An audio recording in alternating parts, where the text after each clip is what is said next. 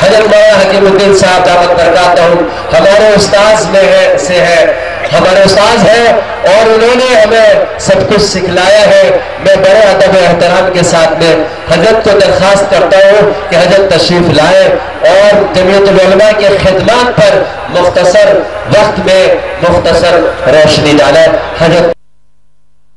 الاسلام حضرت مولانا محمد قاسم نانوتوی رحمۃ اللہ علیہ اور امام ربانی مولانا رشید احمد گنگوہی حافظ عامر شہید وغیرہ نے 1857 میں جہاد آزادی کی لڑائی لڑی۔ پھر 1866 میں دارالعلوم دیوبند کی بنیاد رکھی گئی۔ اور آپ کو معلوم ہوگا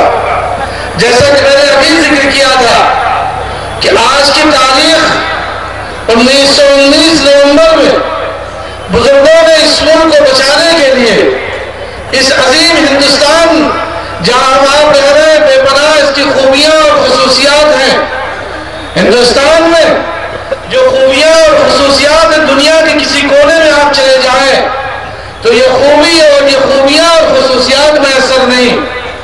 دنیا کے ملکوں میں وہ خوشبو عطر میں خوشبو نہیں ہے جو ہمارے ملک کی بھینی بھینی مٹی میں خوشبو ہمیں میسر ہوتی۔ میرے دوستو،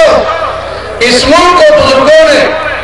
انتہائی جانفشانی اور قربانی کے ساتھ 15 اگست 1947 کو آزاد کرایا اور 1920 میں گاندھی جی کو مہاتما گاندھی کے خطاب دیا وہ اسی جماعت جمیعت علماء نے، اور جمیعت علماء نے اپنے فنڈ سے گاندھی جی کو سارے ہندوستان کا دورہ کرایا۔ اور آپ کو معلوم ہوگا کہ آزاد حکومت کابل میں بنائی گئی، راجہ مہندر پرتاپ کو اس کا صدر بنایا گیا اور گاندھی جی کو رہنمائی دی گئی، ان کی قیادت میں اس ملک کی آزادی کے لیے کوشش کی گئی۔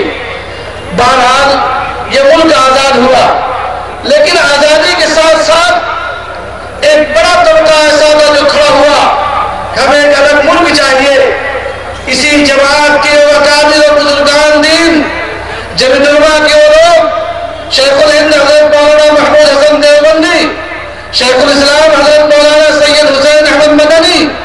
مفتی اعظم حضرت مولانا مفتی کفایت اللہ صاحب، یہ وہ اکابر تھے جنہوں نے اسی ملک میں رہنے کا فیصلہ کیا۔ امام الہند حضرت مولانا ابوالکلام آزاد کا بہت مشہور مقولہ ہے کہ حضرت یہ فرماتے تھے کہ اگر آسمان سے فرشتہ اترے اور وہ آ کر کے ہمیں کہے کہ مولانا ابھی آزادی کا پروانہ دے دیتے، آج ہی ملک آزاد ہو جائے گا، لیکن اس ملک میں گنگا جمہوری تہذیب، ہندو مسلمان سکھ عیسائی کے جو آپس میں اتحاد ہے وہ ختم کر دیجئے تو ابھی آزادی کا پروانہ دے دیا جائے گا۔ امام الہند مولانا ابوالکلام آزاد نے فرمایا کرتے تھے کہ ایسی آزادی سے بہتر غلامی ہے جس میں نااتفاقی پیدا ہو جائے، اس وجہ سے ہمیں ایسی آزادی نہیں چاہیے۔ تو آج